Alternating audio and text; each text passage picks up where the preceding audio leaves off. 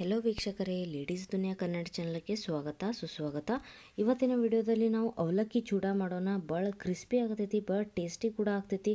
ನೀವು ಇದನ್ನು evening snacks ಆಗಿ ರೂಪದಲ್ಲಿ ಸರ್ವ್ ಮಾಡ್ಬೋದು ಅಥವಾ ಬ್ರೇಕ್ಫಾಸ್ಟ್ ಆಗಿ ಸರ್ವ್ ಮಾಡ್ಬೋದು. ಭಾಳ ಟೇಸ್ಟಿ ಆಗ್ತೈತಿ. ನಡೀರಿ ರೆಸಿಪಿನ ಸ್ಟಾರ್ಟ್ ಮಾಡೋಣ.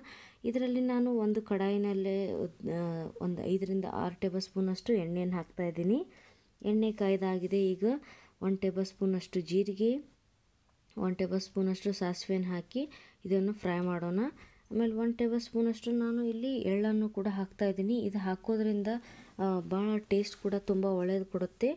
ಮತ್ತು ಇದು ಫ್ರೈ ಆಗ್ತಾ ಇದ್ದಾವೆ, ನೀವು ನೋಡ್ತಾ ಇರ್ಬೋದು. ಇಲ್ಲಿ 18ರಿಂದ ಒಂದು 20 ಬೆಳ್ಳುಳ್ಳಿ ತೊಗೊತಾ ಇದ್ದೀನಿ. ಆಮೇಲೆ ಈ ಥರ ಕ್ರಷ್ ಮಾಡ್ಕೊಂಡು ಹಾಕೋಣ ಇದ್ರೊಳಗೆ. ಮತ್ತು ಆಮೇಲೆ ಇಲ್ಲಿ ಹಸಿ ಮೆಣಸಿಕಾಯಿ 8ರಿಂದ 10 ಈ ಥರ ಉದ್ದುದಾಗಿ ಕಟ್ ಮಾಡಿಕೊಂಡು ತೊಗೊಂಡಿದ್ದೀನಿ. ಆಮೇಲೆ ಕೊಬ್ಬರಿ ತೊಗೊಂಡಿದ್ದೀನಿ, ಒಣ ಕೊಬ್ಬರಿ ಈ ಥರ ಉದ್ದುದಾಗಿ ಸ್ಲೈಸ್ ಮಾಡ್ಕೊಂಡಿದ್ದೀನಿ.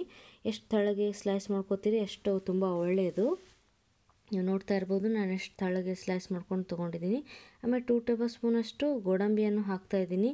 ಇದರಿಂದ ಕೂಡ ತುಂಬ ಟೇಸ್ಟ್ ಒಳ್ಳೆಯದು ಕೊಡುತ್ತೆ, ಕ್ರಿಸ್ಪಿ ಕೂಡ ಬರ್ತೈತಿ ಕ್ರಂಚಿಯಾಗಿ ನಾವು ತಿನ್ನುವಾಗ. ಮತ್ತು ಈ ಥರ ಈಗ 1/4 ಕಪ್ನಷ್ಟು ಪುಟಾಣಿ, 1/4 ಕಪ್ನಷ್ಟು ಶೇಂಗಾ ತೊಗೊಂಡಿದ್ದೀನಿ. ಶೇಂಗಾ ಏನಿದೆ ಇದಾವಲ್ಲ, ನಾನು ಇದನ್ನು ಹುರ್ಕೊಂಡು ತೊಗೊಂಡಿದ್ದೀನಿ. ಆಲ್ರೆಡಿ ಹುರಿದಿಟ್ಕೊಂಡಿರೋಂಥ ಶೇಂಗಾ ಇದು. ನಿಮ್ಮ ಕಡೆ ಈ ಥರ ಈಗ ಹುರಿದಿಟ್ಕೊಂಡಿರೋದು ಇರಲಿಲ್ಲ ಅಂತಂದರೆ ಫಸ್ಟಿಗೆ ಹುರ್ಕೋಬೋದು ನೀವು. ಇದೇ ಕಡಾಯಿಯಲ್ಲಿ ಎಣ್ಣೆ ಹಾಕ್ಕೊಂಡು ಕೂಡ ಫ್ರೈ ಮಾಡಿಕೊಂಡು ನೆಕ್ಸ್ಟ್ ಸಾಸಿವೆ ಜೀರಿಗೆಯಿಂದ ಇಂಗ್ರೀಡಿಯೆಂಟ್ಸ್ ಹಾಕೋಂತ ಸ್ಟಾರ್ಟ್ ಮಾಡ್ಬೋದು. ಈಗ ಇವೆಲ್ಲ ಫ್ರೈ ಆಗ್ತಾಯಿದ್ದಾವೆ. ನಾನು ಈಗ ಕರಿಬೇವಿನ ಸೊಪ್ಪನ್ನು ಹಾಕ್ತಾಯಿದ್ದೀನಿ. 18ರಿಂದ 20 ಹಾಕಿ ಆಯಿತು. ಆಮೇಲೆ ಸ್ವಲ್ಪ ಇಂಗನ್ನು ಹಾಕ್ತಾಯಿದ್ದೀನಿ. ಈ ಕರಿಬೇವು ಎಷ್ಟು ಹೆಚ್ಚಿಗೆ ಹಾಕ್ತೀವೋ ಅಷ್ಟು ತುಂಬ ಒಳ್ಳೆಯದು, ತುಂಬ ಟೇಸ್ಟಿ ಆಗ್ತೈತಿ. ಮತ್ತು ಇವೆಲ್ಲ ನೀವು ನೋಡ್ತಾ ಇರ್ಬೋದು, ಕಲರ್ ತುಂಬ ಚೇಂಜ್ ಆಗಿದೆ. ಎಲ್ಲ ಗೋಡಂಬಿದಾಗಲಿ ಮತ್ತು ಕೊಬ್ಬರಿದಾಗಲಿ. ಈಗ 1 ಟೇಬಲ್ ಸ್ಪೂನಷ್ಟು ನಾನು ಹಳದಿ ಪೌಡ್ರ್ ಹಾಕ್ತಾಯಿದ್ದೀನಿ. ಆಮೇಲೆ ರುಚಿಗೆ ತಕ್ಕಷ್ಟು ಉಪ್ಪನ್ನು ಕೂಡ ಹಾಕಿ ಮಿಕ್ಸ್ ಮಾಡ್ಕೊತಾ ಇದ್ದೀನಿ. ಚೆನ್ನಾಗಿ ಮಿಕ್ಸ್ ಆಗ್ತಾಯಿದೆ. ಈಗ ನೀವು ನೋಡ್ತಾ ಇರ್ಬೋದು, ಕಲರ್ ಕೂಡ ತುಂಬ ಚೇಂಜ್ ಆಗಿದೆ. ಮತ್ತು ಫ್ಲೇಮ್ ಏನಿದೆಯಲ್ಲ ಲೋ ಇಟ್ಕೊಂಡೇ ಮಾಡಬೇಕು. ಈಗ ಇಷ್ಟು ಸ್ಟೇಜ್ ಮೇಲೆ ಬಂದಾದ ನಂತರ ಮತ್ತು ಇದು ನೀವು ನೋಡ್ತಾ ಇರ್ಬೋದು, ತೆಳ್ಳಗನೆ ಇರುವಂಥ ಅವಲಕ್ಕಿ, ಪೇಪರ್ ಅವಲಕ್ಕಿ ಅಂತ ಹೇಳ್ತೀವಲ್ಲ ಅದು ಇದು. ಆಮೇಲೆ ಇದು ಅವಲಕ್ಕಿ ಏನಿದೆಯಲ್ಲ, ಚೆನ್ನಾಗಿ ನಾನು ಇದನ್ನು ಚಾರಣಾಸಿ ಮತ್ತು ಬಿಸಿಲಿಗೆ ಇಟ್ಟಿದ್ದೆ. 1ರಿಂದ 3 ಗಂಟೆ ತನಕ ಅಷ್ಟು ನಾವು ಇದನ್ನು ಬಿಸಿಲಿಗೆ ಇಡಬೇಕು. ಮಿನಿಮಮ್ 3 ಗಂಟೆ ಮ್ಯಾಕ್ಸಿಮಮ್ 3 ಗಂಟೆ ಇಟ್ಟರೆ ಚಲೋದು. ಮತ್ತು ಇದು ತುಂಬ ಕ್ರಿಸ್ಪಿ ಆಗಿಬಿಡ್ತೈತಿ. ಅದರಿಂದ ನಾವು ಇಲ್ಲಿ ಜಾಸ್ತಿ ಬೇಯಿಸ್ಕೋದು ಹತ್ತೋದಿಲ್ಲ. ಮತ್ತು ಇದು ಬೇಯಿಸ್ಕೋದ್ರಿಂದ ಮುದ್ರಕೊಂಡಂಗೆ ಆಗ್ತಾವೆ. ಸೊ ಅಷ್ಟು ಮಾಡಿಸ್ಕೊಳ್ಳೋಕ್ಕಿಂತ ನಾವು ಇದನ್ನು ಬಿಸಿಲಿಗೆ ಇಟ್ಟರೆ ತುಂಬ ಈ ಥರ ಪೇಪರ್ನಂಗೆ ಇರ್ತಾವೆ.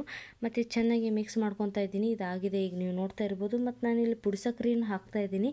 ಈಗ ಬ್ಯಾಚಸ್ ಥರ ಆಗಿ ನಾವು ಇದನ್ನು ಪುಡಿ ಸಕ್ಕರೆ ಹಾಕಬೇಕು. ಒಂದೇ ಸತಿ ಹಾಕಿಬಿಡ್ಬಾರ್ದು, ಸ್ವಲ್ಪ ಸ್ವಲ್ಪ ಹಾಕ್ಕೊತ ಮಿಕ್ಸ್ ಮಾಡ್ಕೊತ ಹೋಗಬೇಕು.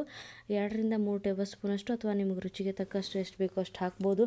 ಆ ಪುಡಿ ಸಕ್ಕರೆ ಹಾಕೋದನ್ನು ಮರಿಬೇಡ್ರಿ. ಅದರದಿಂದ ತುಂಬ ಇದು ಟೇಸ್ಟ್ ಏನಿದೆಲ್ಲ ಫುಲ್ ಟ್ವಿಸ್ಟ್ ಕೊಟ್ಬಿಡ್ತೈತಿ. ಇದ್ರೊಳಗೆ ಭಾಳ ಟೇಸ್ಟಿ ಯಮಿಯಾಗಿ ಹತ್ತೈತಿ. ಸ್ವೀಟ್ ತುಂಬ ಹತ್ತೋದಿಲ್ಲ, ಬಟ್ ಏನು ಸ್ವೀಟ್ ನಾವು ಅದು ಸಕ್ಕರೆ ಏನು ಹಾಕಿವಲ್ಲ ಅದರದಿಂದ ತುಂಬ ಟೇಸ್ಟ್ ಏನದೆಲ್ಲ ಮ್ಯಾಜಿಕ್ ಆಗಿ ಕನ್ವರ್ಟ್ ಆಗ್ತೈತಿ. ಮತ್ತು ತುಂಬ ಟೇಸ್ಟ್ ತುಂಬ ಒಳ್ಳೆಯದು ಕೊಡ್ತೈತಿ. ನೀವು ನೋಡ್ತಾ ಇರ್ಬೋದು ಎಷ್ಟು crispy tasty evening snacks ready ಆಗಿಬಿಡ್ತೈತಿ. ನೀವು ಕೂಡ ಇದನ್ನು ಟ್ರೈ ಮಾಡಿರಿ ಅಂತ ಹೇಳ್ತೀನಿ. ಮತ್ತು ಲೇಡೀಸ್ ದುನಿಯಾ ಕನ್ನಡ ಚಾನಲ್ಗೆ ಸಬ್ಸ್ಕ್ರೈಬ್ ಮಾಡೋದನ್ನು ಮರಿಬೇಡ್ರಿ. ಮುಂದಿನ ವಿಡಿಯೋದಲ್ಲಿ ಸಿಗ್ತೀನಿ. ಅಲ್ಲಿ ತನಕ ಟೇಕ್ ಕೇರ್, ನಮಸ್ಕಾರ, ಬಾಯ್ ಬಾಯ್. ವಿಡಿಯೋ ನೋಡಿದ್ದಕ್ಕೆ ತುಂಬ ಧನ್ಯವಾದಗಳು.